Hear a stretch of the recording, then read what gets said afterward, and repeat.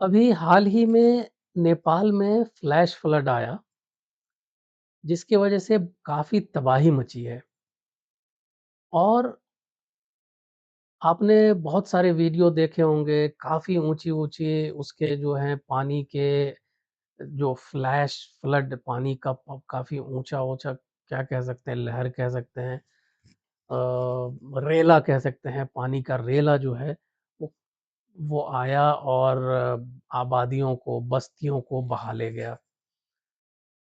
तो मैंने सोचा कि आखिर देखें कि ये आया कहाँ से ये?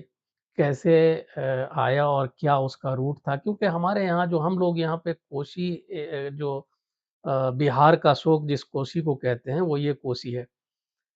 अ, जो सुपौल के पास से, सहरसा के पास से जो गुज़रता है, ये इधर सुपौल और इधर दूसरी तरफ मधुबनी है, उधर से ये गुज़र रही है ये कोसी। तो यहाँ भी काफ़ी शोर-शराबा हुआ क्योंकि यहाँ भी बराज है, काफ़ी शोर हुआ कि भी इधर भी इसका इम्पैक्ट आ रहा है। लेकिन ऐसा नहीं है, ये रूट इसका कुछ और था और बराज की बात जो है वो वाल्मीकि नगर में भी एक बराज है, तो शायद उसकी बात हुई होगी। देखिए हुआ असल में क्या है कि ये एरिया जो है ये ग्लेशियर वाला एरिया है। अम, तो यहाँ से लैंडस्लाइड हुआ, यहाँ पे ग्लेशियर यानी कि बर्फ जमा हुआ है पहाड़ के ऊपर और ग्लोबल बहुत सारे लोग कहते हैं ग्लोबल वार्मिंग की वजह से और वो मुमकिन है क्योंकि जब गर्मी बढ़ती है तो बर्फ पिघलना शुरू होता है और वो पिघल करके बड़े-बड़े तोदे उसके गिरते हैं। तो ये यहाँ से जो बर्फ के तोदे गिरे लैंडस्लाइड हुआ, वो आकर के आपको दिख रहा है ये यहाँ से आकर के इसमें गिरा यहाँ आकर के ये इसका वाटर कोर्स में आकर के ये मिला। और फिर यहाँ से ये जो रेला है अब देखें इतना बड़ा जो उम, ये ग्लेशियर गिरेगा, तो वो अपने साथ मिट्टी-विट्टी जितने भी हैं, जितनी भी चीज़ें हैं, वो सबको समेट करके आगे बढ़ना शुरू करेगा। थोड़ा इसका व्यू जो है नज़र होगा। तो यहाँ से आगे बढ़ें, इसको थोड़ा व्यू हमने चेंज किया है, आपको वैली समझ में आने के लिए।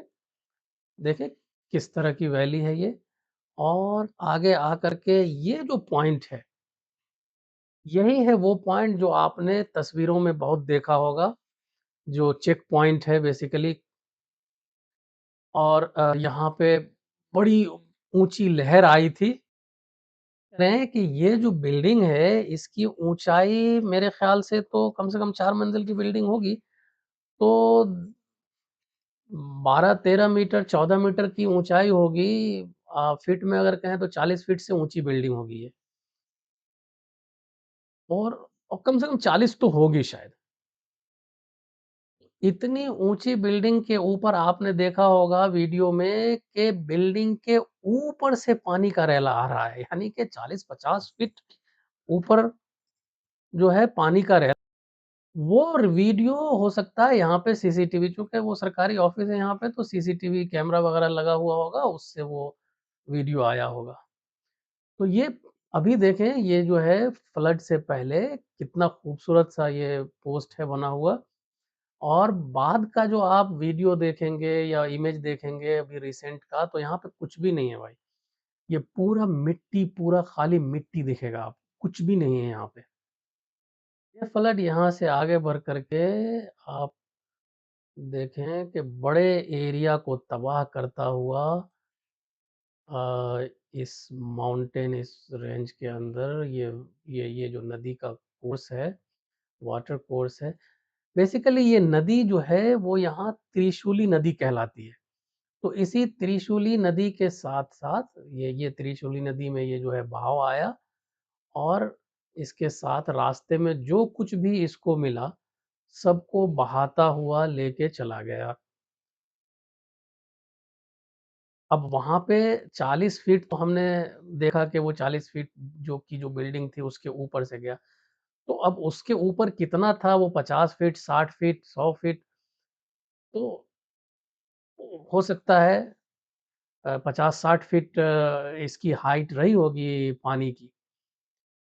लेकिन जैसे-जैसे आप आगे बढ़ेंगे जहाँ पे जैसे पानी की ये चौड़ाई प्लेन में है, तो वो पानी की हाइट कमेगी भी।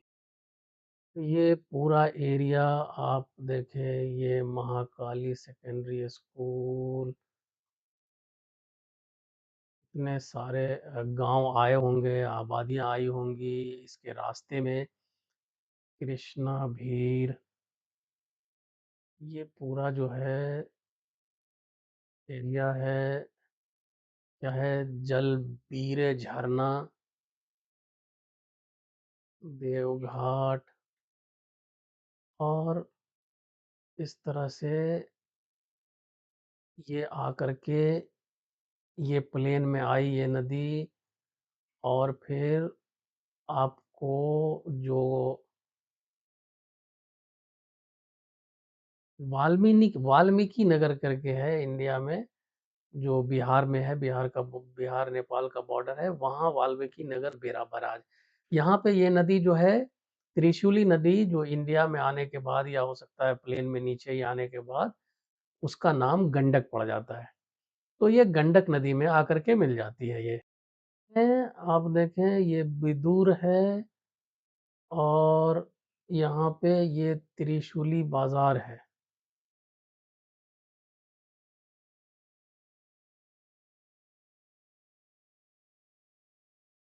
ये, ये जो है त्रिशूली बाज़ार है। अब देखें ये इसकी ऊँचाई बहुत ज़्यादा तो रिवर से है नहीं। अगर जो कोई यहाँ पे शायद होगा तो इसकी ऊँचाई ज़्यादा होगी मगर ये जो एरिया है वो कम है। तो काफ़ी तबाही इस बाज़ार में आई है।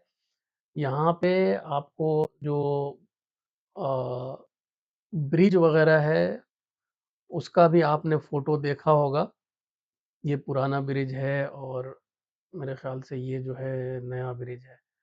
तो इसकी भी तस्वीर आपने देखी होगी कि ब्रिज वो जो है पूरा बह गया है। वैसे तो इस जितने भी ब्रिज होंगे इस रास्ते में सारे ख़त्म हो गए होंगे, लगता नहीं है कि कुछ बचा होगा, लेकिन फ़ोटो इसका आया है। अब सवाल ये है कि फिर जो कोसी वो भोता कोसी क्या है? जो हमारे यहाँ जो कोसी बह रहा है, जो सुपौल के पास है, वो कोसी भोता कोसी नहीं है।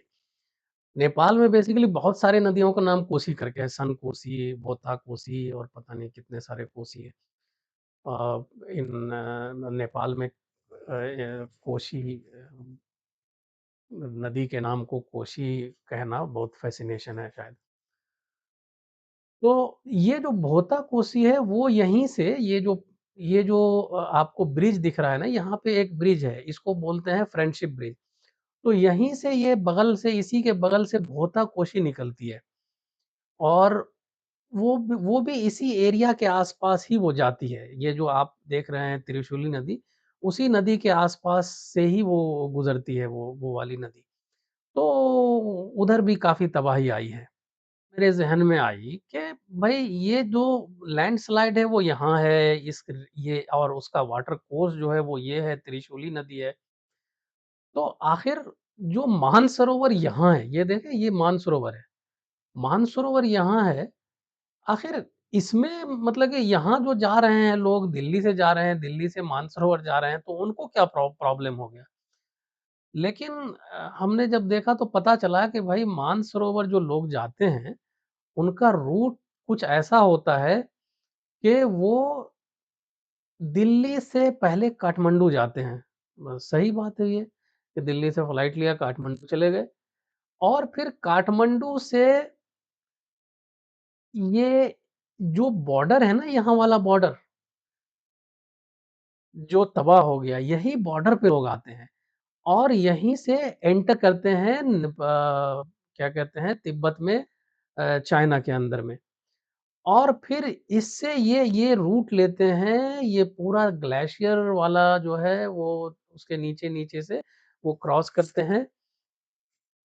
इसका मतलब ग्लेशियर के काफ़ी करीब से जाते हैं और वो पूरा क्रॉस करके हिमालय के जो हम लोग ऊँचा पीक देखते हैं, उसके दूसरी तरफ जाते हैं तिब्बत में और फिर वो मानसरोवर यहाँ जाते हैं।